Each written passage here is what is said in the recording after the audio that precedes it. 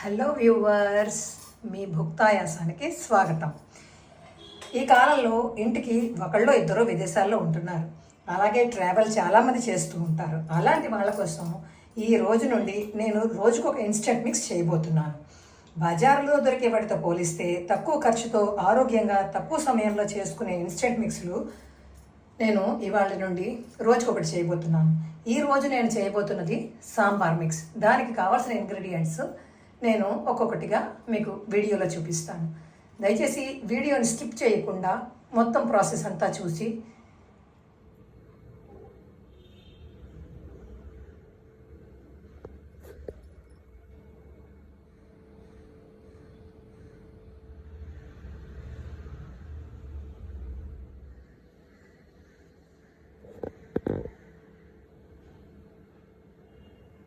ఉప్పు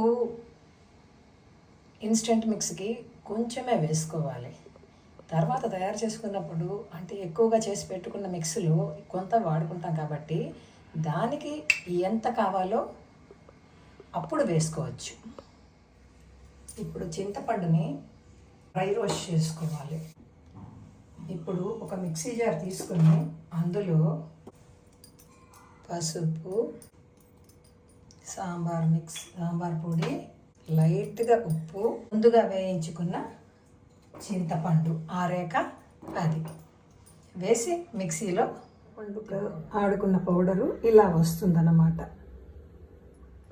ఈ మిక్సీలకి కావాల్సిన కూరగాయలు ఏవైనా సన్నగా కట్ చేసుకోవాలి. ఎందుకంటే అది నూనెలో బాగా వేగి మాయిశ్చర్ లేకుండా ఉంటేనే నిలవ ఉంటుంది.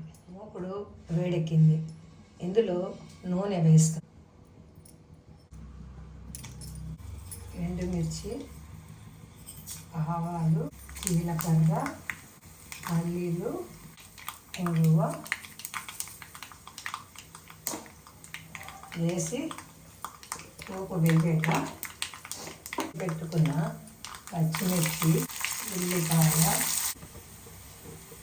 ఉల్లిపాయలు ఇలా వేగాక ఇందులో మాయిశ్చర్ పూర్తిగా పోయాక ఇప్పుడు క్యారెట్ వేసుకోవాలి. క్యారెట్లో కూడా మాయిశ్చర్ పోయి చిన్నగా అయిపోతాయి. ఇప్పుడు ఇందులో పప్పు, బియ్యం వేసి ఇప్పుడు దీని మీదన ముందుగా మనం చింతపండుతో సాంబార్ పొడి, ఉప్పు, పసుపు వేసి ఆడుకున్న పౌడర్ని వేసుకోవాలి.